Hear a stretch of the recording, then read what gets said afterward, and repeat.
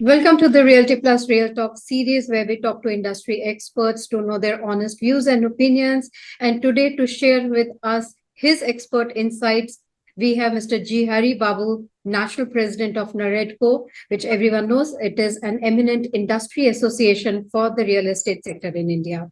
Mr. Hari Babu, a very warm welcome to you. Thank you. Good evening.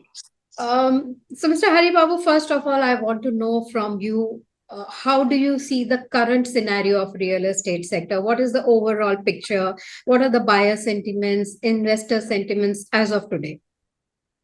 The first thing is, if I go by city-wise, Delhi, Gurgaon is doing a fantastic job. Actually, the sentiment is very high. So, sales also doing very good. So, Gurgaon point of view, Delhi, both are doing good. And coming to the next biggest thing is Mumbai. Mumbai, I would say last 2 months only small percentage of dip is there, but otherwise they are also very happy customers. And they are also doing a reasonably good business. But 2-3 months there is a slowness has started. And Pune also almost a similar condition. This is to attribute the current stock, unsold stock is the important factor. Little bit of high. It is almost a 2-year stock is there in both the cities. So since it is a 2-year stock is available, so people are negotiating a little bit and they are going a little slow. Bangalore is doing good. Again, Bangalore is doing very good. Madras, Chennai is doing good. Calcutta is doing good. Hyderabad, we have a big rally between 2015 to 2023. So even I would say 24 till April also it is very good. Last 6 months we are little bit of slow. Hyderabad is slow because highest unsold stock is only in Hyderabad. We have almost like 4 years unsold stock. 2 years, okay. But more than 2 years, we are coming to the yellow. More than 3.5 years, 4 years, we are coming to the red. So we are now a little bit of backstep in Hyderabad. But it is only a time, maybe another 2 years, everything will be corrected because number of constructions will go down. And whatever the stock is there, if 2 years stock is sold, then again we come into the main part. So as far as the requirement concerned, the economy of the Indian economy is increasing. Every day by year, every year we know 7% to 7.25% GDP growth is there. And economic wealth is created. This, as long as the wealth is created, the first thing anybody is having money, what he want is first one house. So we have next 20-25 years, our sentiment will be high. The only problem is only because of the overstock. If as long as we don't create the overstock, real estate business next 25 years till 2047, we are expecting a big growth. And our growth expected is 12% per annum.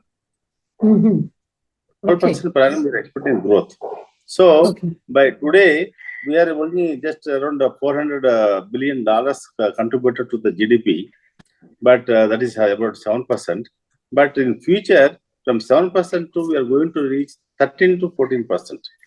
By 2047, we are expecting our turnover, our GDP contribution in the country will be $6 to $7 trillion. That is a huge.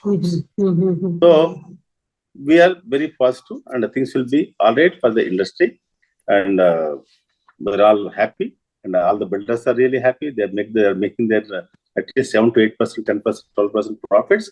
In couple of areas, they're making even 15% profit. So we are comfortable, and our customers are happy also. After RERA, customers also reasonably good, happy. No deviations. Whatever the plan approval is there, same plans, same thing. Even 1 feet also, we are not going for the deviations. So, and law also, the regulatory authority also very stringent nowadays. So we are building as per the plan approval, and we are selling as per the RERA guidelines, and we are completing the projects. 85% of the projects are completed within the time limit.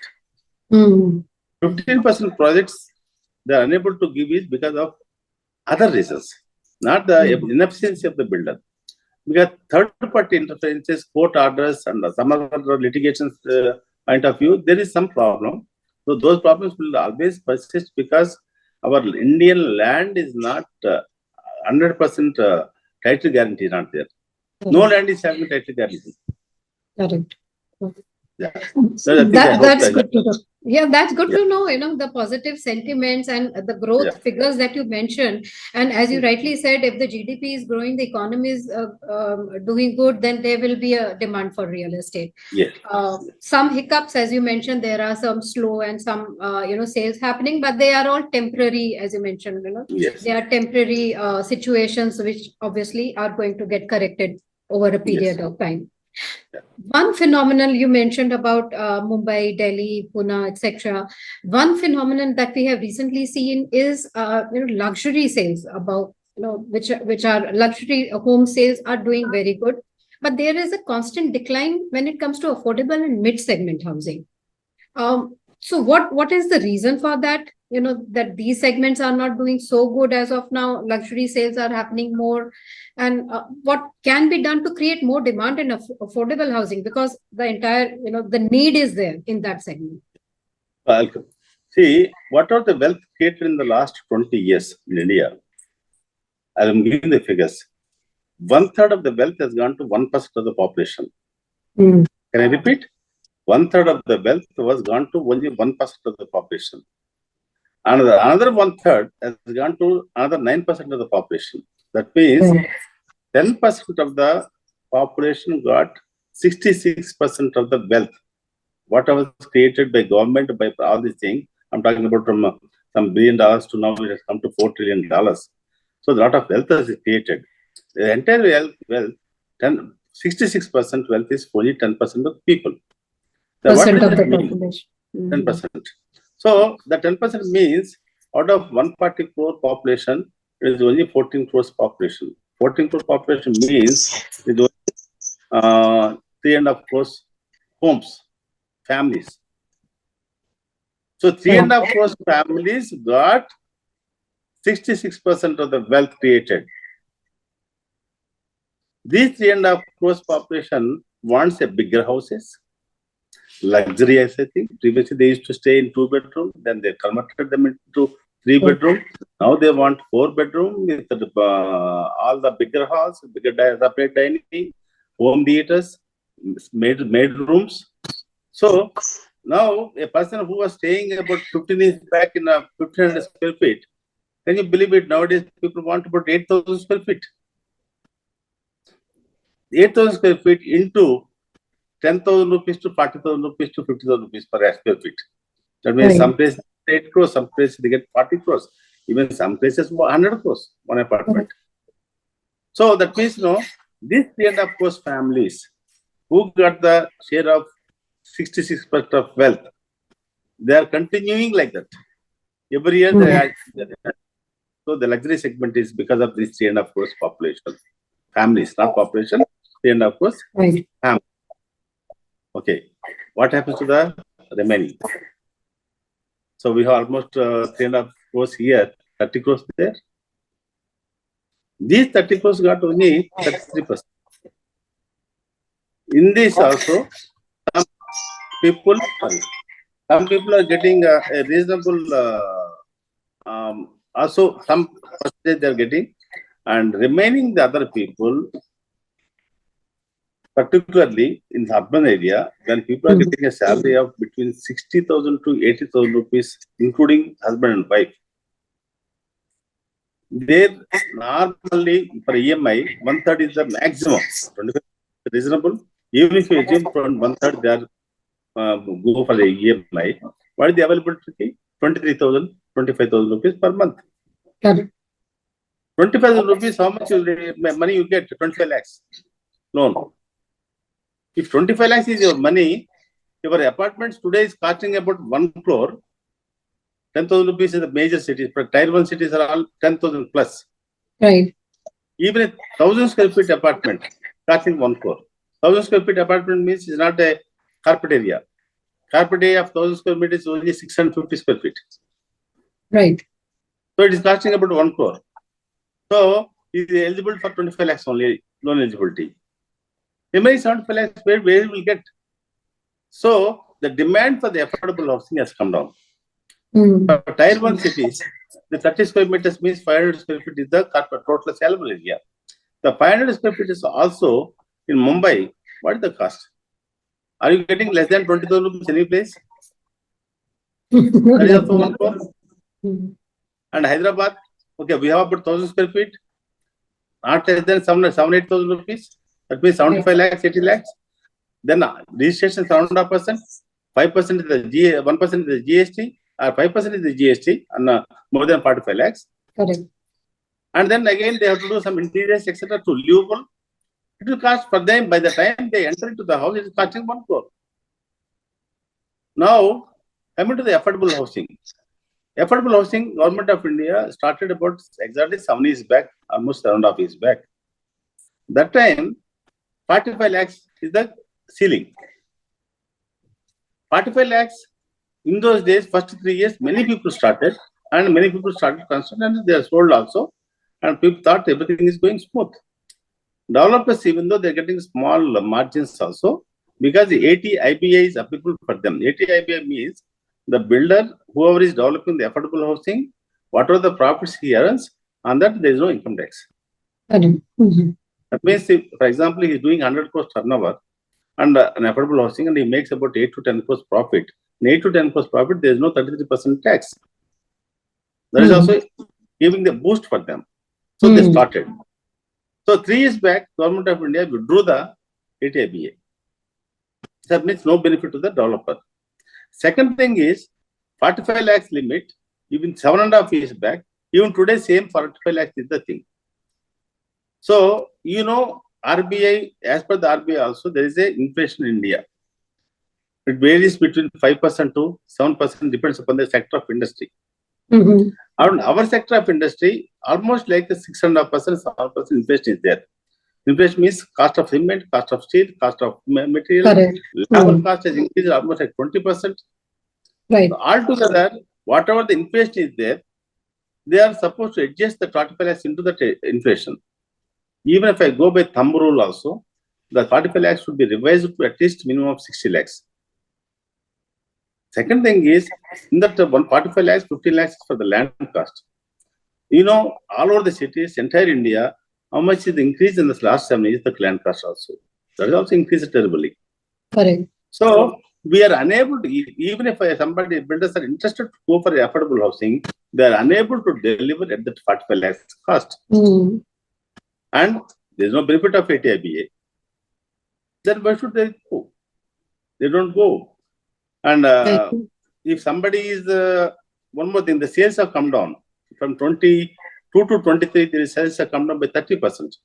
The reason I will tell you, 45 lakhs is the, under the name of white money, they are putting 45 lakhs. But actually, they want another 15 lakhs or 20 lakhs in the cash. Because to get the benefit of the 45 lakhs into 1% GST, and this the cash. Where is the cash? See, we have become now digital world, digital India. Right. We are the highest in the world using the digital payments. So everybody is getting nowadays digital is becoming very common. So cash availability, because of the various reasons, cash availability in the market are low. So they cannot pay in the cash because 45 lakhs to get the benefit, 1% GST and all these things are there. So whatever we are offering, people are unable to buy.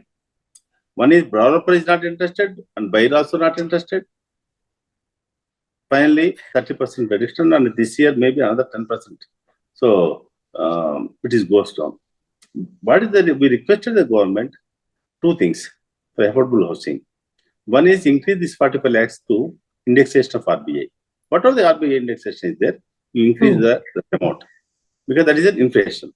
That's right. Same house I'm giving the same cost I cannot give after 7 years, after 20 years. Naturally, it is not possible because inflation is there.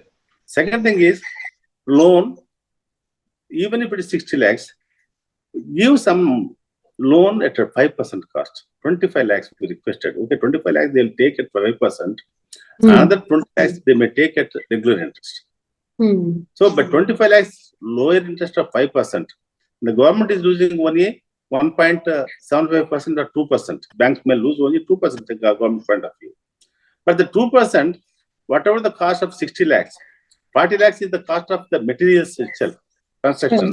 40 lakhs, an average 15% of GST input rate, what we are paying, 6 lakhs is government is getting.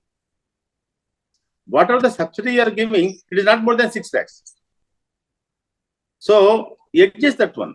Instead of stopping the construction, allow the people to take the homes and pay the thing at a lower rate of interest. Whatever the difference of 2% or 2.5% is there in the interest difference, the government is getting 6 lakhs in the first itself. So on that, you can adjust.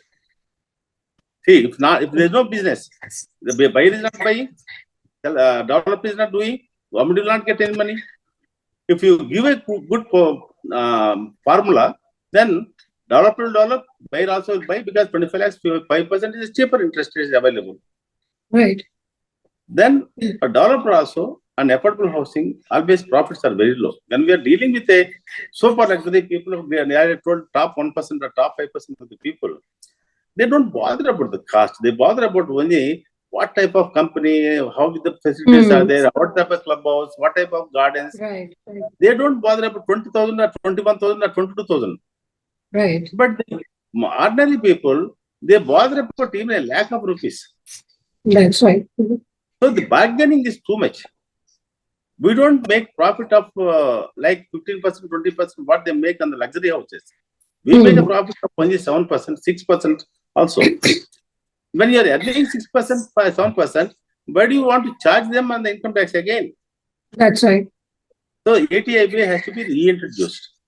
Then the third thing, registration charges are about 7.5% to 9%, 10% also in the states.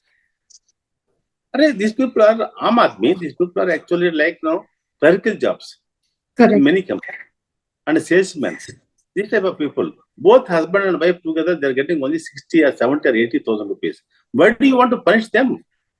You give for affordable housing. I'm talking about in affordable housing. Correct. You reduce the stamp duty. To reduce the stamp duty, state government says we are poor. We cannot give any benefits of the economy, pricing point of view. Then what we have to do? Central government has to give a scheme, such a scheme. If you want these benefits, if you want to take this advantage from the central government, you reduce for the affordable housing. What are the losses coming? What is the percentage of how many apartments in affordable housing? Like Hyderabad, maximum when we sold highest number is 5,000 numbers. In 5,000 numbers, reducing the stamp duty to 7.5% to 3%, 4.5% loss is minimal.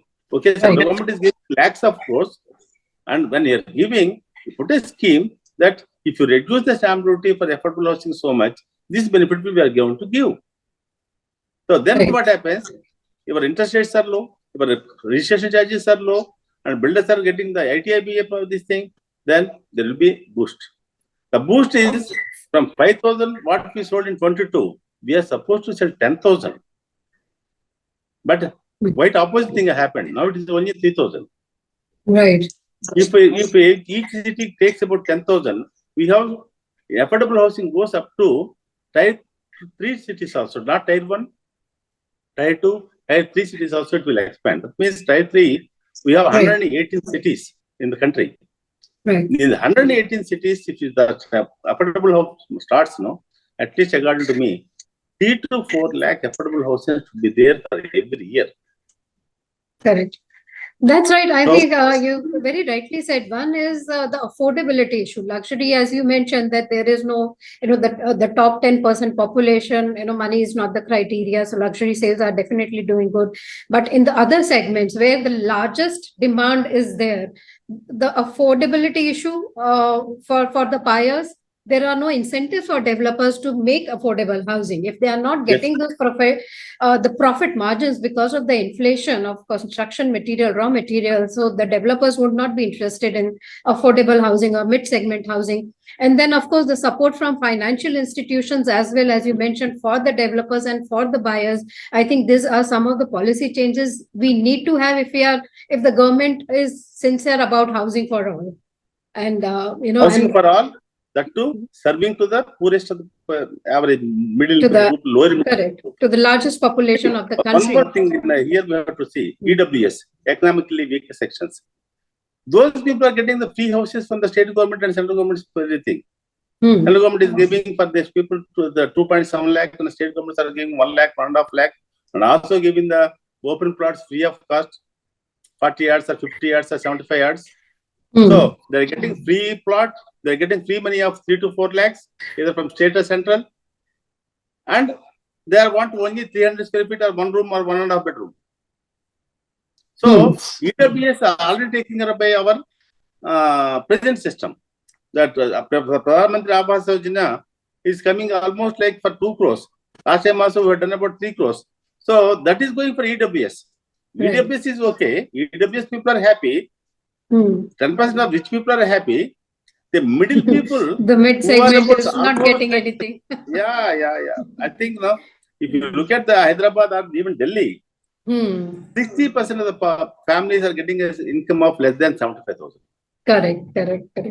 So as NAREDCO, the real estate, you represent the real estate sector, and you have been working closely with government agencies. What are the recommendations that you have presented to the government, looking at this entire situation? On affordable housing or total? In total, because there are a lot of policy changes that should be there. When you mentioned, Yes. the definition of affordable housing in terms of incentives for the developers, probably, a lot of long-standing demands like industry status, single window clearance, they have been there for ages now, So what are the recommendations NAREDCO is making, and what are the issues you are working? 4 recommendations we are asking. 4 recommendations. One is not industrial status, infrastructure status. Okay. There is no money involved for the government. If infrastructure status is created, getting the loans at a cheaper rate for developer. See, developer getting the cheaper rate of interest means it will be passed on to the consumer. So there is one, infrastructure status, where government money is not involved. Second place is for affordable housing, same, not much of thing. There also government is not going to lose anything, whatever I told. We're requesting on affordable housing to do this 25 lakhs at 5% interest, reducing of stamp duty, and giving the ATIBA reintroduction. And also change the 45 lakhs to 60 lakhs. This is an affordable housing. 1, 2. Then third one is, most important, ease of doing business. Ease of doing business today, compared in the world, total of so-called 178 to 188 countries, depends upon it varies every time. What is our rank? We are very poor rank. When we are talking about Vikasit Bharat and also going to the long-term 2020-47 developed country status, our visa of doing business should be such a transparent and it should be automatic type of system should be there. Today, still we are working under the bureaucratic reform of this thing. To getting a permission, it is becoming hell of the problem. To get a OC certificate is becoming hell of the problem. All these things now, you are putting a lot of hurdles and ask me to run around up the hurdles. With the competitor doesn't have hurdles. The competitor doesn't have the hurdles. The competitor is now foreign companies, foreign business holders. You want to become equal to the developed country, but developed country doesn't have hurdles. They are running at different kilometers. I have hurdles and I am competing with that gentleman. It is unfair. So ease of doing business, not only approvals, including the land. Right. All the Indian lands are subject to defect title. So there also we have to make it such a transparent. Okay, once government says this is a clean land, there should not be any other litigation on that. One simple thing I'm telling. For all the foreign companies, they don't buy the lands directly from any farmer or any of me. They always ask government to allot the land. Cost, okay, you take the whatever the cost you want. But you have to acquire and give it to us. Why? Tell me one reason. The reason is government acquires the land and allot to the like Microsoft or some company. Then that land becomes litigation free. Even if some landowners or land legal heirs want to file the case, they file the case only for the compensation amount. They cannot stop the construction of their the land allotted. That means you are now the Indian builders, you are not able to allot any land. Even for others, you are allotting the land because they know Indian lands are not title clear. That's But right. we are fighting the title problem. So title problem also comes under ease of doing business. As world one organization told, it takes for small case if it is filed on the land, it takes about 4 years to resolve the issue. You are lucky. If you are lucky, 4 years. Otherwise, sometimes it goes up to 20 years. Correct. Civil problems are that. Where is the land ease of doing business? So third one is ease of doing business. That's it. So 3 recommendations that Mr. No, one more. Okay. One more is last. That is, RERA has come to the picture. Real Estate Regulatory and Development Authority. That is actually the development is there in the thing. Now they are regulating only. We are asking, right, man, your heading says regulatory plus development. Where are you? What is the steps you are taking for the development of the industry? You make all the agencies come under one umbrella. Of course, that is also part of the ease of doing business, but RERA has to coordinate. RERA is asking, man, you have to deliver within the time. If you delay, you are penalized. Agreed, man. But the same government departments are putting all the hurdles to me. That's right. These are 4. There are 4 representations we are giving. So Mr. Hari Babu has mentioned 3 recommendations for government. One is infrastructure status for real estate so that the loans become easier for the developers. Second is support to the buyers in terms of various incentives and subsidies that they can give to the buyers. Third is ease of doing business. That is affordable. That is only for affordable. Correct. Ease of doing business, land titles is something which is, which everyone has said that it's a big challenge for any developer or any company who wants to set up and buy land here. And lastly, as Mr. Hari Babu said, that RERA has to be all encompassing. So if it is developers and others, then there should be government agencies also, which should be in the ambit of RERA. All stakeholders should be accountable and should be seen with the same lens and probably punished as per according to the RERA. So for all stakeholders, it has to be equal. Mr. Hari Babu, you mentioned at the start that the future looks positive. The trends are positive. Indian economy is doing good. You also mentioned what are the challenges that the real estate industry in particular is facing. Your recommendations you gave that what should be done and what can be done without much effort by the government. How do you see the future?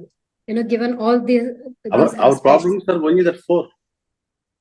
We have recommended only that 4. If the 4 is ease of doing business is there at par with any developed country, it is easy for us. And regulatory authorities should not see us only as a villains.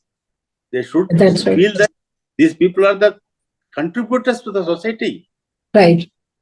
We are the contributors of the society. We are paying for each 1 crore what the flat we sell. Right. Almost 38 lakhs to 40 lakhs goes to the government exchequers. That's right.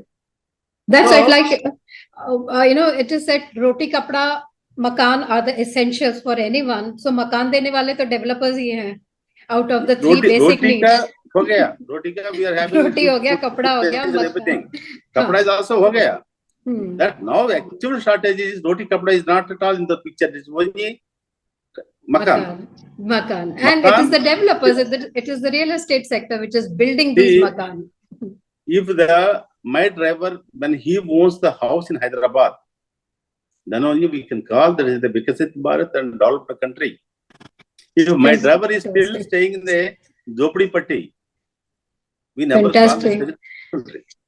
I think we couldn't have closed this session on a better note, as you said, कि अगर मेरा driver आज वो एक मकान own कर सकता है, then we can say we are Vikasit Bharat, we are a developed country.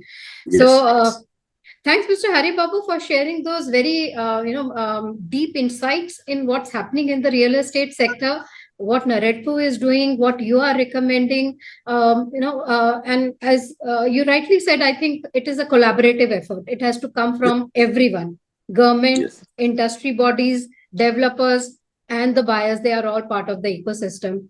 But thank you, Mr. Babu, for sharing your time, sharing those valuable views with us. And I'm sure our audience will benefit from the words of wisdom that you have shared today with us. Thank you so much. Thank you. Namaste. Thank you. Namaste.